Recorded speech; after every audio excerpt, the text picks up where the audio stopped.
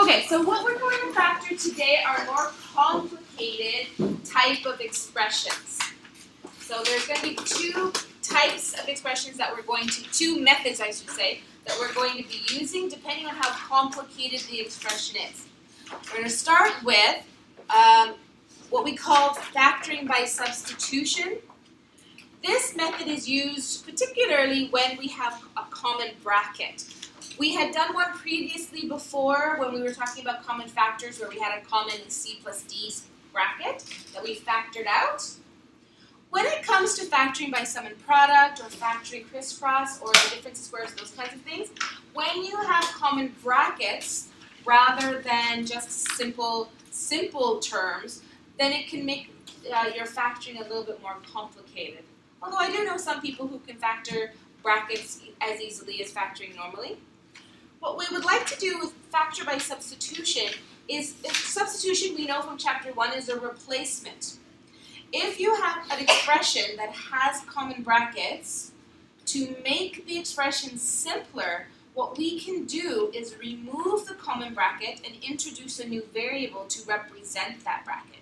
So we call that substitution. We're substituting in, or really we're taking out the complicated part of the expression, factoring it when it's simpler, and then putting back in what we took out.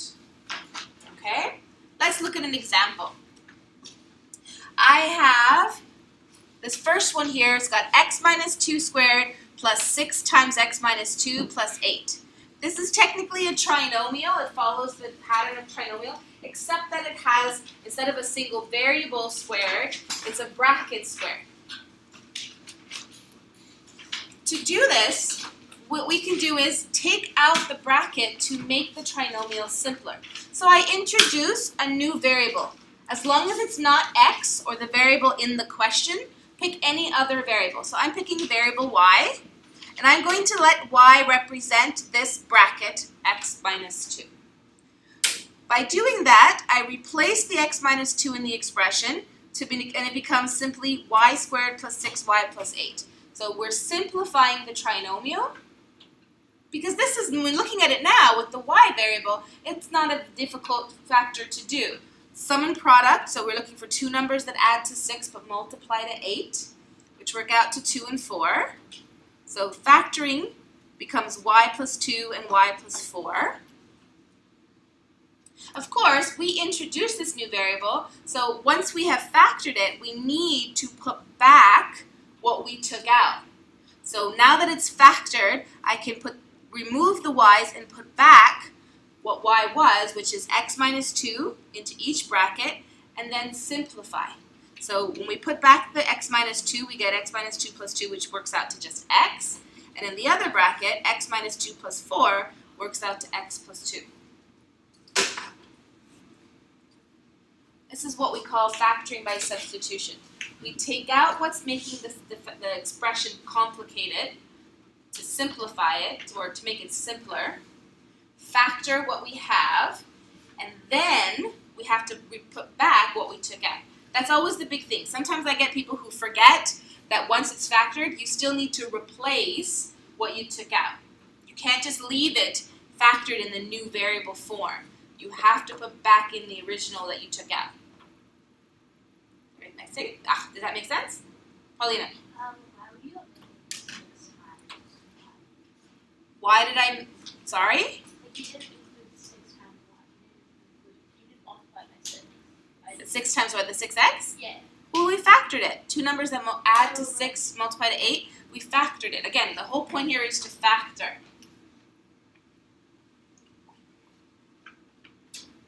Let's look at example B. I have 2x plus 1 squared minus 8 times 2x plus 1 plus 16. Again, a complicated trinomial. I don't know if you're thinking, there is the potential, if you would like, you could take the time to expand this trinomial to get it down to a simplified trinomial and then factor from there. I wouldn't necessarily recommend doing that because it will take more time, as opposed to just a simple remove what's complicated. So what's making this trinomial complicated is that the bracket x plus 1, 2x plus 1 I should say. So introduce a new variable. As long as it's not x, because x is in the original question, anything, a, b, in this case I chose b, I let b equal this 2x plus 1. So in the trinomial, it gets replaced with, becomes b squared minus 8b plus 16. Again, now that we have taken out the difficult part, this is not a difficult, this is not a difficult factor to do. It's a perfect square trinomial, which will factor to b minus 4 squared. Once the factor is done, we put back in what b originally represented. So now we get that it's 2x plus 1 minus 4 squared. Again, we simplify, and it works out to 2x minus 3 squared.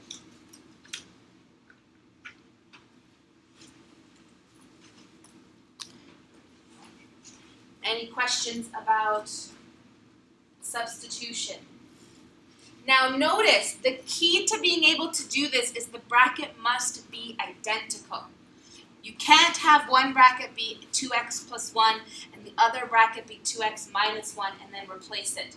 Because those are not the same bracket, you can't do that. They must have the same identical bracket to do this substitution. Questions? So if we look at C for a second, C is 2 times x minus 3 squared minus 7 times 3 minus x plus 5. Are the brackets identical in this case? No, Colin's shaking his head. We learned a trick a couple lessons ago. Is there a way that I can make these brackets identical? Factor on -1. We could factor out a -1, right? We have the same terms but just opposite. In the first bracket it's a positive x and a minus 3. The second bracket it's a positive 3 and a minus x. We talked about a method where if we factor out -1, that will switch the signs. Which bracket should we do the switching of signs? The first one that's squared or the second one that's not? The second one is not. The second one that's not. Okay? Because this first bracket is squared, that makes things more complicated. So always change the bracket that's not squared by dividing out a -1. If we take a -1 out of this second bracket, what will happen to the minus 7 that's in front of it? It'll become positive. Remember, taking out the -1 changes all of the signs for that term alone. So that means when we divide out -1, the 7 on the outside will become positive, the 3 in the inside will become negative, and the x will become positive. Everything in that middle term will switch signs. Okay? You won't physically see this happening, but this is what's happening. Okay?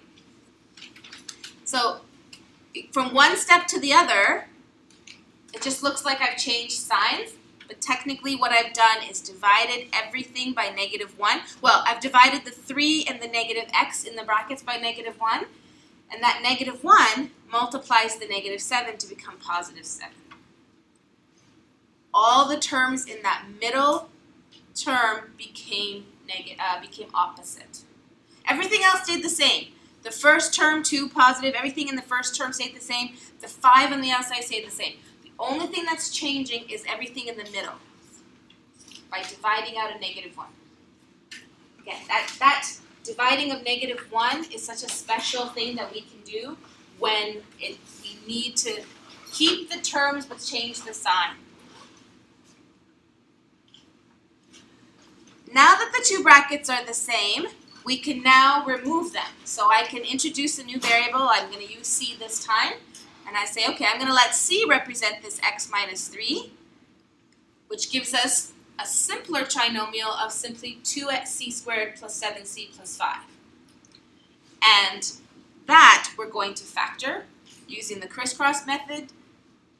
Two numbers that multiply to 2 is c and 1, 2 and 1. Two numbers that multiply to 5, 5 and 1. We crisscross to get the 7. So this will factor to 2c plus 5 and c plus 1.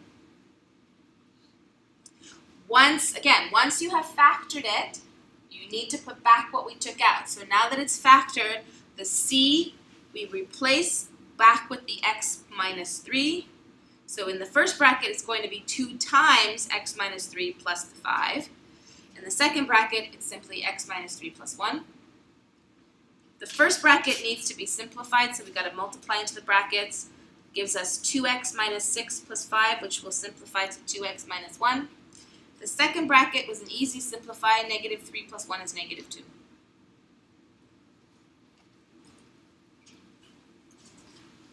Any questions?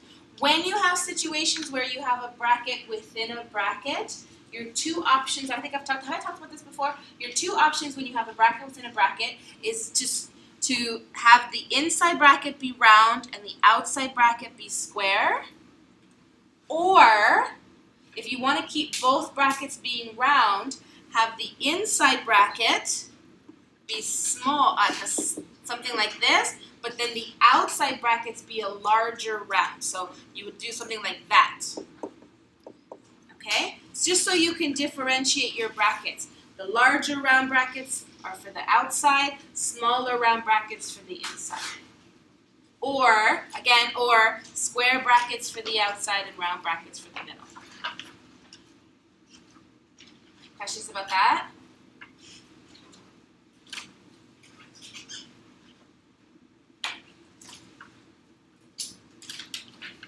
Go over the solution for C, make sure step by step you've understood each step. If I've lost you in any of the steps, please let me know.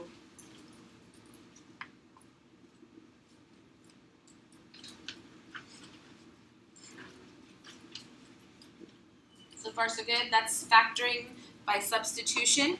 You will know, like when you look at factoring by substitution as a method to factor should be the most obvious one that you know to use because of the way that the expression is originally represented. As soon as you see an expression where you have multiple common brackets, substitution usually is going to be your go-to. Although I have met students in the past who were still able to factor these normally where substitution is not required. It's up to you. If you can factor the original without needing to do the substitution, that's also great. But I always recommend a good substitution. Make your trinomial simpler and then replace what you took out. Questions so far?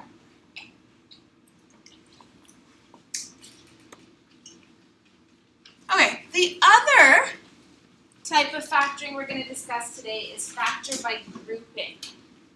And this is situations that come up when, so far we factored binomials, we factored trinomials. But when you start increasing the number of terms, so say you had 4 terms or 5 terms or 6 terms, then common factor, sum and product, crisscross, even difference in squares and stuff don't work, right? You can't use any of those to factor a 4th term expression. Or 5th term or 6th term. So usually what ends up happening, and there really isn't, unfortunately, there isn't a simple rule. Like if you have 4 terms, there isn't a simple rule like a sum and product. There is no sum and product for 4 terms or 5 terms. There's no specific method. What we ultimately end up doing is instead of factoring all of the terms at once, we start grouping the terms so that we can factor. We call it partial factoring because we're not factoring the entire thing all at once. We're only factoring, say, 2 terms at a time or 3 terms at a time using the factoring that we already know. So you have to decide which kind of way are you going to group the terms that you're given. In some cases, you're factoring only 2 terms at a time. In some cases, you're factoring 3 terms at a time, depending on the terms that you're given. When you're factoring only 2 terms at a time, usually it's a common factor that you're doing. So you'll notice there's no common factor between all of the terms, but 2 terms have a common factor that you can factor out. So in that case, we're going to just factor within those 2 terms. Let's look at an example. If we look at A, I have an expression ax plus ay plus bx plus by. Nothing, when you look at all 4 terms together, they do not share a single common factor. So we can't do anything with all 4 at once. But you should notice the first two terms have a common A, and the last two terms have a common B. So we can't factor the entire thing at once, but we can group them to just factor the two. So if I just factor the A out of the first two terms, I get A times x plus y. And if I just factor the B out of the last two terms, I get B times x plus y. What do you notice? We now have a common x plus y. So you can do one of two things. You can do a substitution, but technically in this case, x plus y is a common factor like we've talked before. So we can now factor x plus y out, leaving us with a plus b in the second bracket. When you're factoring by grouping, that is ultimately what you're trying to do. You're trying to common factor out between 2 or 3 brackets with the goal of creating a common bracket that can be factored again. This is always going to be a 2-step process. First step is a partial factor, and then the second step should be a factor between what we have partially factored to get a complete factoring. It's a 2-step process. Does that make sense? We can't factor the whole thing at once, but we can do a partial, factor out the A, factor out the B. We see that that creates a common bracket that can be factored once again. If you're not creating a common bracket that can be factored again, then you've done something wrong in your partial factoring. You haven't grouped your terms properly, because that is always the goal. Okay, the goal is always to produce a bracket that's common so that it can be factored out. Questions? They're very quiet today. B, so look at another example. Ax minus ay minus 5x plus 5y. Again, looking at all 4 terms at once, there's nothing that can be done. No common factor, there's no trinomial that we can sum in product of nothing. But the first 2 terms again have a common a that can be factored out, leaving us x minus y. Because we want x minus y as the common bracket, with these last 2 terms, we need to factor out a negative 5 to give us the x minus y. So now we have the common x minus y bracket that can be factored out, leaving us with a and the minus 5 in the second bracket.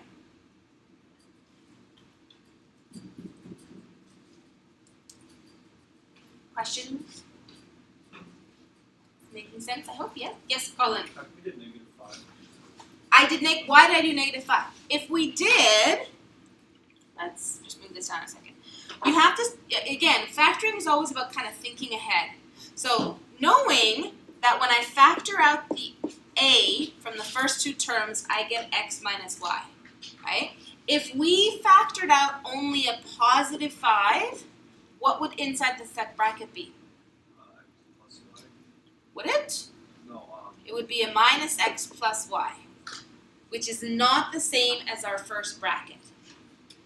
We always want, in this process of factor by grouping, our goal is always to achieve a common bracket. And factoring out only a positive 5 doesn't do that, because now what we've got here are opposite signs, which means we'd have to do another step of taking out a negative 1 to change the second bracket. But if we had taken out a negative 5 to begin with, that wouldn't have been a problem. So you have to think about what is the correct factor to create the same bracket. Sometimes it's very easy. A was a very easy, you didn't have to do much thought. But sometimes, especially when it comes to negatives, that might be an issue. Think about, should a negative number be factored out or a positive to get the common bracket? By the way, it doesn't always have to be a and the 5. We could have grouped the ax and the 5x together and factored out x. Okay, and we could have grouped the ay and the 5y and factored out a y. You could switch it around a little bit, as long as they have something common between the terms. Make sense?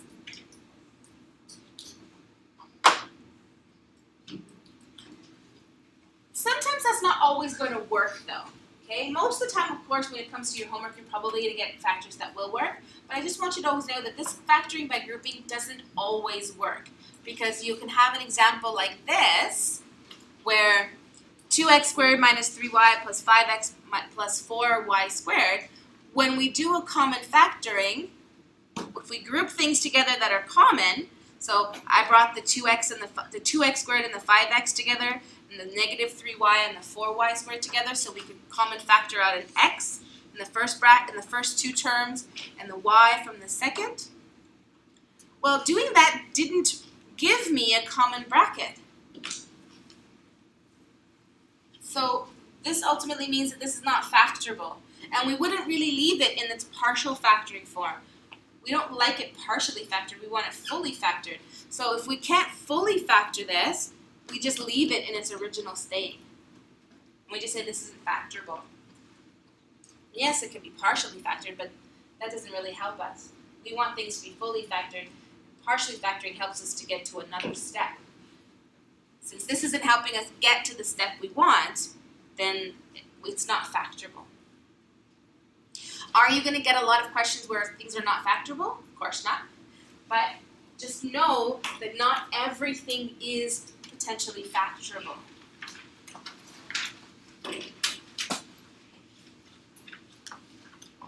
Questions so far about this? So you do need, once you see that you have expressions with more than 3 terms, you need to start training yourself to think about how am I going to group. Looking at the terms, do I group in 2 so I take out a common factor, or do I group in a different way?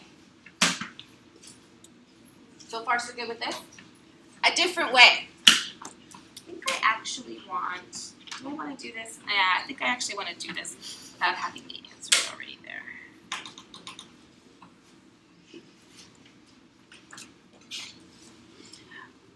When you have, so here are some other examples of 4 terms. A, x squared plus 6x plus 9 minus y squared. Is it possible with these 4 terms to factor by common factor like we did in the other 3 examples? Oh, I got a message.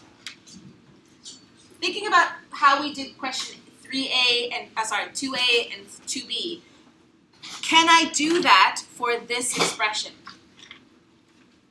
Can I group 2's and common factor something out? Yes, no? Do you want to try? Well, first off, do we have common factors that we could partially factor out? X squared and 6x. The x squared and 6x we can factor out a common x, but between 9 and y squared, can I factor a common factor out of this? No. And even if I could, it wouldn't create a common bracket. That doesn't mean, however, that it's not factorable. It just means we can't, it's not factorable by common factor. This is where it's very important that you can recognize perfect square trinomials. Do you see a perfect square trinomial anywhere in A? Olivia. The first part, the x squared plus 6x plus 9. Yeah, if we took out this y minus y squared, if we just had x squared plus 6x plus 9, could we factor that? Yes? No? Even if you don't recognize the perfect square trinomial, we can still factor this. What are 2 numbers that add to 6 and multiply to 9? 3 and 3. So, the problem is we have this y, the y squared term. If we didn't have it, this is a very easy factoring to do. Well, even though I have this y squared, I'm going to still factor these 3. What did we already say this factors to? X plus 3 squared. So I'm still going to factor it. Let's see where that leads me. Again, there is no necessarily right, precious way of doing this. You just see something that could be factored and factor it and see if it leads you to something else. If it doesn't lead you to something else, then you go back and say, could I factor something else? Or does this mean it's not factorable? So we factor the x squared plus 6x plus 9. We get x plus 3 squared minus y squared, because that y squared doesn't just disappear. We don't like it, but we can't just get rid of it. Does this lead me to a factoring that I can do again? Can I factor what I have made? That's the question. Yes? No? Can I factor x plus 3 squared minus y squared? Who said yes? Oh, Daniel, very quietly. You meant no? Oh, I liked your first answer better. This is a difference of squares. X plus 3 squared is a squared term minus y squared. We have created a difference of squares here. So the answer is yes, this can be factored again. How do we factor difference of squares again? What do we do? You change the signs in the brackets. We change the sign, but before we change the signs, what do we do? A difference of squares. What is the rule about difference of squares? We change the sign, but before we change the signs, what goes inside each bracket?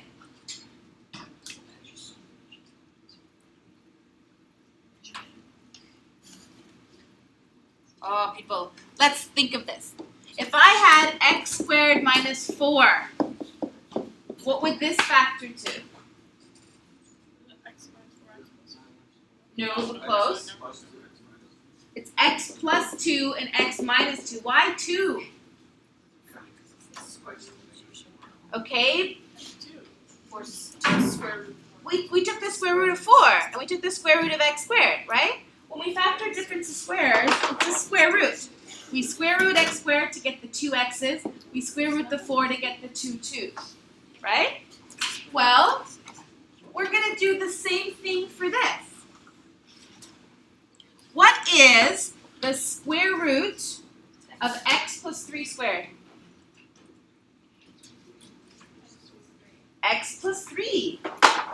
So x plus 3 goes in the beginning. And then you're going to take the square root of y squared, which is square root of y squared is just y. Now we switch the signs like Olivia said. So first we're going to have a plus y, then we're going to have a minus y. And now that's fully factored.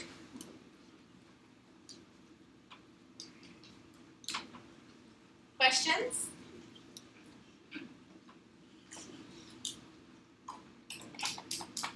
Let's look at b. A squared plus 10a plus 25 minus 4b squared. When we look at all 4 terms together, can't be factored. But what term can we ignore so that we factor that, or Negative 4b. the negative 4b? If we ignore the negative 4b, could I factor the 3 terms that we have here? A squared plus 10a plus 25. Can these 3 terms be factored? To what, Colin? X plus 5. Sorry, What? What am I pointing to? A. A, so it factors to? Oh, A plus 5. A plus 5. A plus 5 squared. And look what we did. What have we now done? We have a difference of squares just like in A. A plus 5 squared minus 4b squared, that is also a difference of squares. So this can be factored to what? We take the square root of a plus 5 squared. What will be the square root of a plus 5 squared? Just a plus 5. So I'm going to put a plus 5 in both brackets. And then we take the square root of 4b squared. So what's the square root of 4b squared? 2b. So this is going to be 2b and 2b plus minus. Yes, 2b or not 2b. We put a plus in one bracket, minus in the other.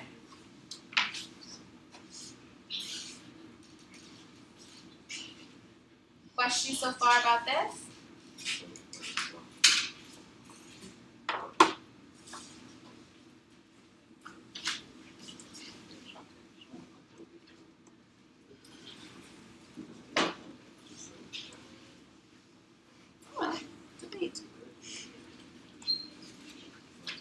Are you kidding me? Why won't you delete? Miss, you posted, there's something, there's like a URL up there. Oh, that's so weird. I don't know what this is. And I posted it twice. Okay, let's look at C. M squared minus N squared minus 14M plus 49. When you look at these, you need to start thinking about, well, first off, you see there's 4 terms. So 4 terms mean we're going to have to do a partial factoring, not a complete, well, we're going to completely factor, but we're going to do it through partial. You need to decide how you are going to group these terms to get a partial factoring. So looking at the terms that you have right now, what terms should we group together and what term should we not? M squared minus 14M grouped together and factor of M. Okay, let's try that. So start off with, so we're going to group the M squared minus the 14M. So that means we've got negative N squared and 49. Olivia says that we could factor out the M. So factoring out the M leaves us with this. What can we do from here?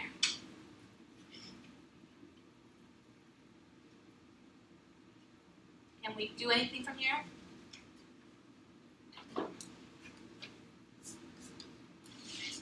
Thoughts?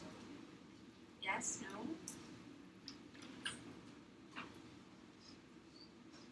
Age? Ideas? Can we square root the, square what? The square root the negative 2? I'm coming to you. What did you say?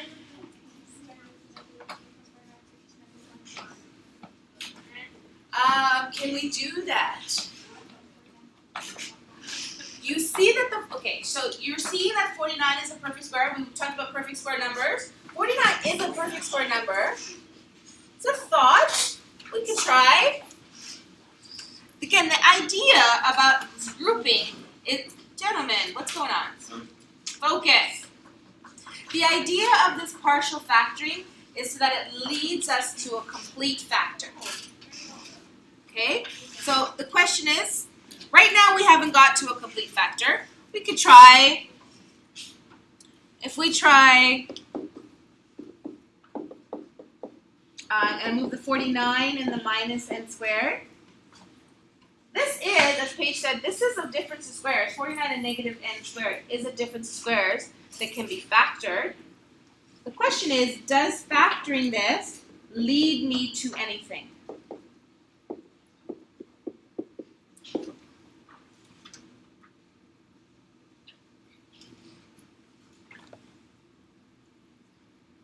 So factoring out this difference of squares gives us this. But can I go anywhere with this? Well, I mean, like 14 and negative 14 divided by negative 2 would be 7. That's just 17. Okay, but we can't just randomly. No, I'm just. We can't just randomly No, divide. I know that. I'm just saying that's all I'm seeing. That's all you're seeing? Yeah. Unfortunately, we can't go anywhere with this because the biggest problem that we have is that these first terms are M and these last terms are N. So even if we were able to somehow get a common 7, the variables are different. So we're kind of stuck.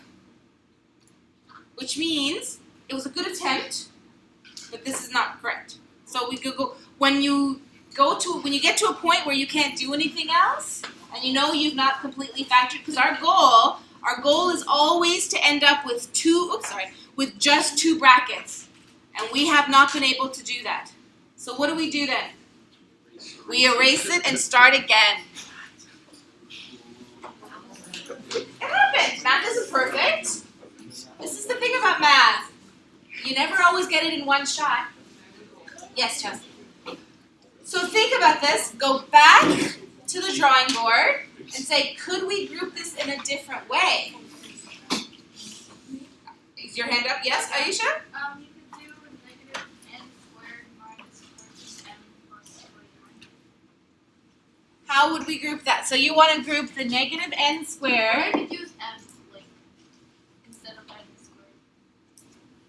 What do you mean? Can we use that? You want to switch? Okay, so what terms do you want to group, Aisha? Negative n squared. With what? Minus 14n plus 49. Okay, but those are two different variables. One's an n and one's an m. Oh. So what should Use m squared minus 14n plus 49. good? Like when you think about, always kind of think about the Sesame Street thing. One of these kind of don't belong. Which one doesn't kind of belong? The n. The n is the one that doesn't kind of belong here. So we can group the others and just move the n to the end. Like the one term that doesn't seem to belong, we just kind of move it to the outside. We move it to the end. Okay? Now if we put the m squared minus 14n plus 49 together, can we factor that? Call into what? M minus 7 squared minus This n. will factor, yes, the m squared minus the 14m plus the 49 will factor to m minus 7 squared. And now look what we've done. What have we created? Difference of squares again. So our goal, you notice, the goal here should always be to somehow create the difference of squares. If you haven't been able to create the difference of squares, then again, you haven't grouped them properly. Again, sometimes you may, because there's two possible options, grouping in twos or grouping by threes, you may not necessarily recognize right away. So try the grouping of twos and see what happens. If that doesn't work, you gotta erase it and try, okay, well, grouping of two didn't work, let's try a grouping of three and see if that works. There's like no right, well, you never necessarily know until you try what would be the better method. Factoring the m minus 7 squared minus 40 n squared, what will that factor to? Do you want to finish it? M minus 7 plus n and m minus 7 minus n. Correct. M minus 7 plus n and m minus 7 minus n. Again, it's the square root. We square root the bracket squared, which is just inside the answer is stuffed inside the bracket, and then we square root the n squared. What about D? X squared minus y squared minus 4y minus 4. What term doesn't kind of fit?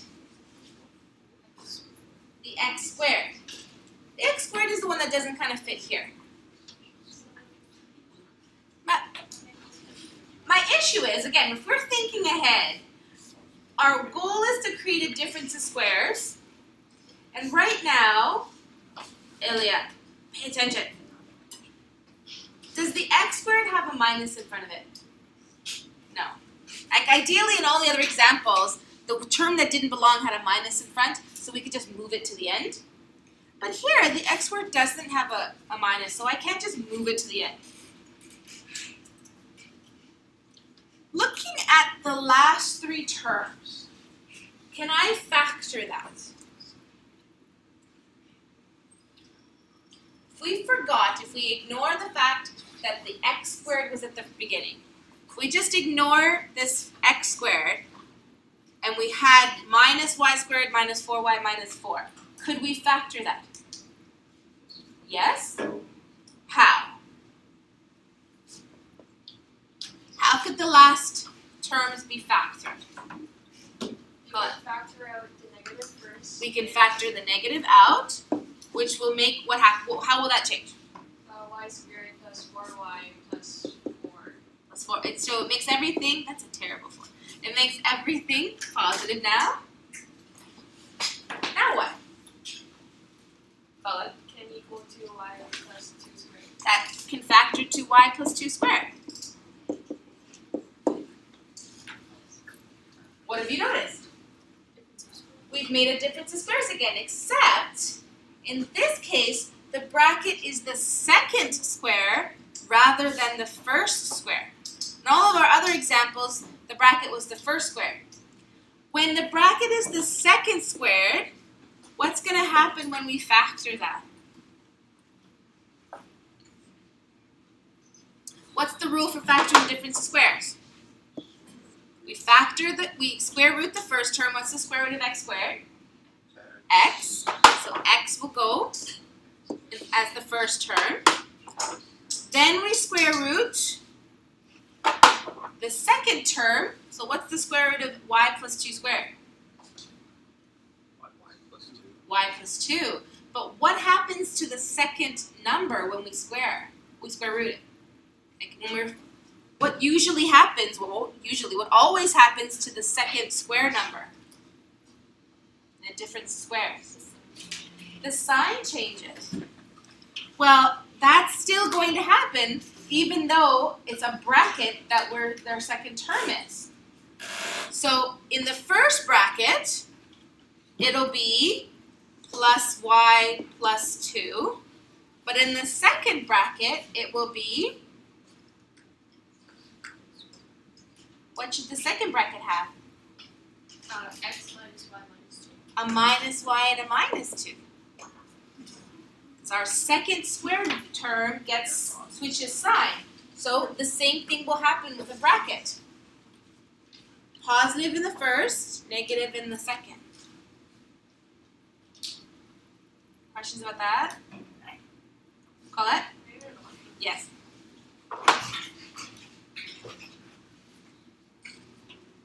So far, so good? I want you to try E on your own.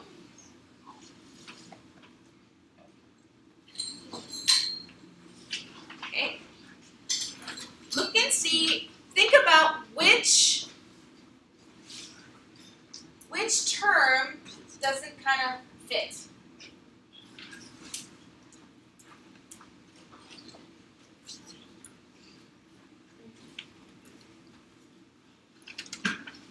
Then think about how you could rearrange E with the goal of creating a difference of squares. That's always our goal here, is to get a difference of squares. Think about how we can accomplish that.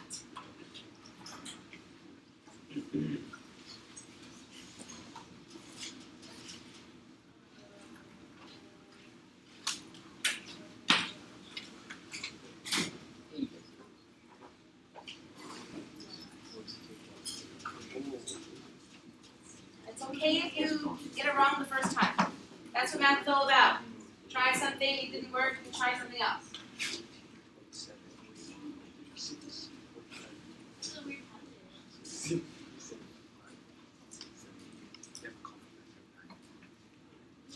This type of factoring by grouping requires you to think about the terms you have and what you can do with them.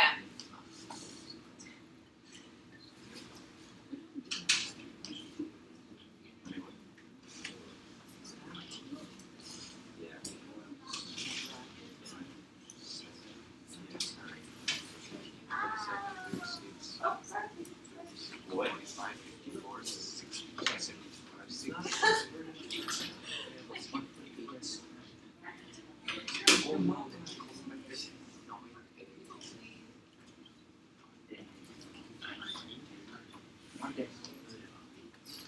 Yeah.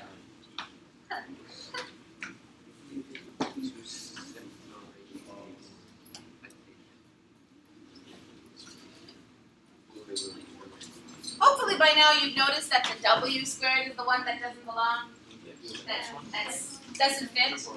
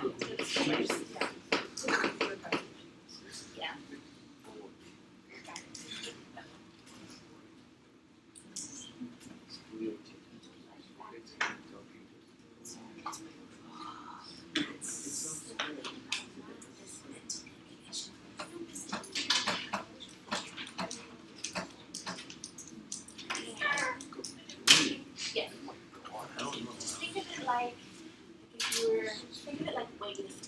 If I want to see it, but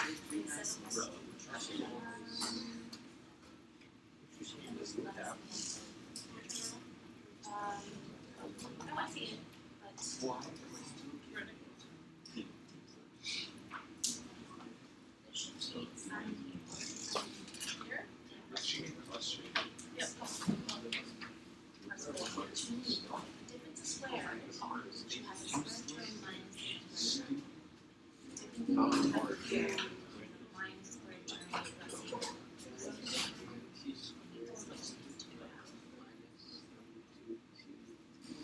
Because this is the negative. Yeah. Yeah. Sorry. But yeah. Wait, it should be w squared to the front minus y. Like, what we should do. Back to this spot here. You're trying to go here. I'm saying all the way. W squared first, minus second, then back to the back.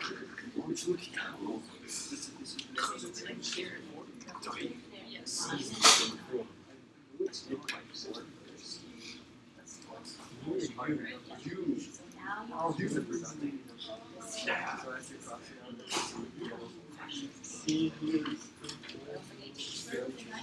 Yes. yeah, that's fine. That's right. That's right. You know what? You gave me the same compliment. You put the W in front. There should be a sign between those two. All of a sudden you made it a product. You put a sign, but yet W was at the end. You factored it. W needs to be in the front. You put it in the front. Wait, it's negative 9. Well, you don't worry about the negative. You just square root in the 9. No, it's still wrong. I'm not sure. No, it isn't. Okay, let's take this up. As you notice, I moved the W squared to the front. Why did I do that? It's the one that didn't belong, plus it's positive. So I moved it to the front as opposed to the back. If the W had a negative in front, I would have moved it to the back. But because it's a positive, I moved it to the front. The last three, we can factor. We can do this in a couple of different ways. I just have one question. Yeah. With the positive W, can you just you can leave it? Could you leave it at the back and bring it to the front afterwards? Yes. Okay. Ultimately, at some point, it does need to get moved forward. We need to factor the second bracket. Oops, should have a W. Never mind. Gentlemen, stop talking. So I factor out the negative from the last three terms, and then we need to factor inside. Now crisscross, there's not an equal sign there. Jeez. We can do crisscross, or you can do whatever method you like. This should factor to 3t plus 12 squared. Yep. Can't you factor can't you do W squared minus negative 9? Yes, we could also factor, and I'll show you that too. We can also factor the 9, but ultimately, and I'll show you in a second why I'm not doing that. Okay? There is a reason why I didn't factor out the 9. We have now created the difference of squares, so we can take the square root. This is going to end up being W plus 3t plus 12 in one bracket, and in the other bracket we should get W minus 3t plus 12. Wait, Vince. Yes. Doesn't it have to be a negative 12? Oh, sorry, yes. Ah, that should be a minus 12. Thank you, Olivia.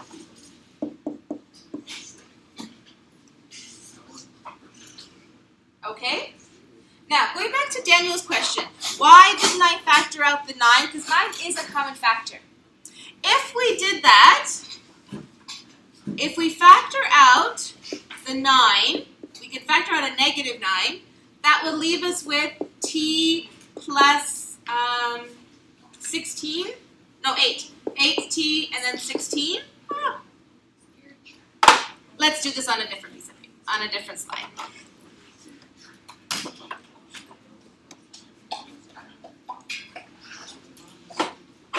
we had w squared minus 9.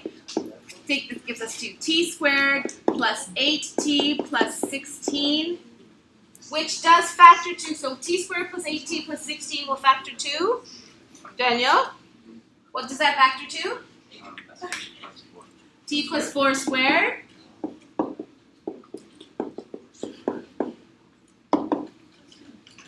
Are y'all with me? Which means we still have a difference of squares here. When we take the square root of w squared is w. What is the square root of 9 times t plus 4 squared? 3t plus 2. No, 3t plus 4. We're not taking the square root of 4. We're taking the square root of t plus 4 squared. So we're not taking the square root of inside. It's the bracket that we're taking the square root of.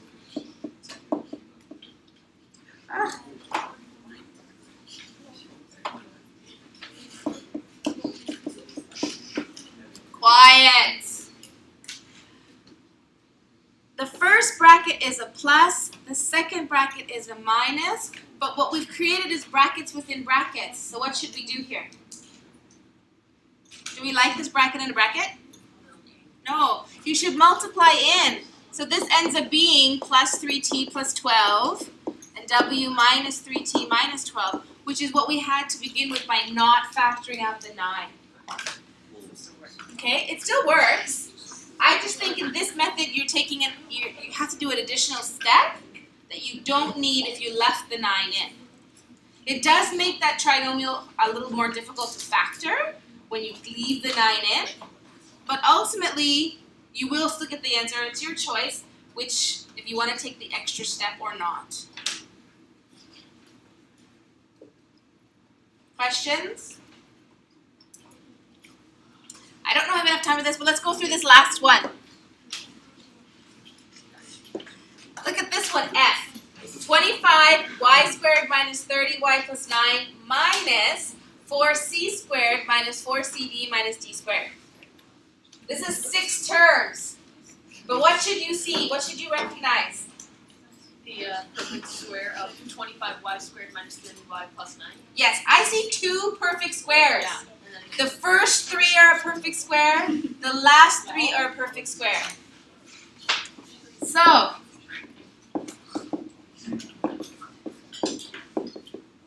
the only thing I'm going to do first is I have to take out a negative from the last 3 terms and make them all positive. So if we separate that negative out. This first 3 terms is a perfect square trinomial that should factor to what? What's the square root of 25y squared? It's 5y. It's 5y. What's the operation between? Oh, minus, sorry. Minus.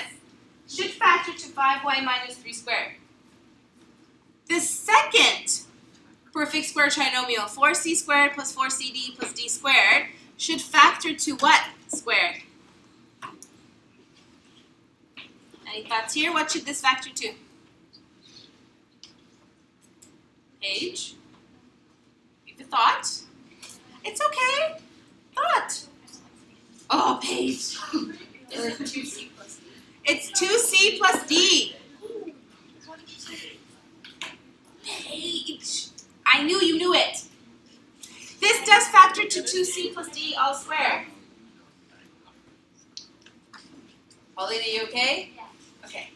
I've created 2 difference of squares with 2 brackets. How do you think this will factor? This is going to be one big bracket and a second big bracket. What should this factor to? Olivia, give it a try.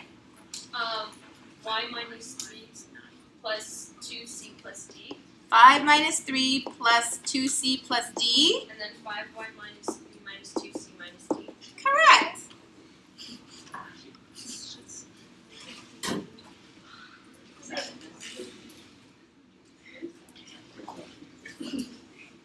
Questions about this?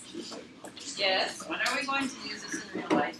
When are you going to use this in real life? Yes. In your homework tonight. In your homework tonight for one. Okay. This concept, you will probably never on a day-to-day basis use it. But what is it helping you do? Guys, how past grade 10 math? By being able to do this, what are you strengthening? Your brain. No, well, it is strengthening your critical thinking skills, which is very useful in regular life.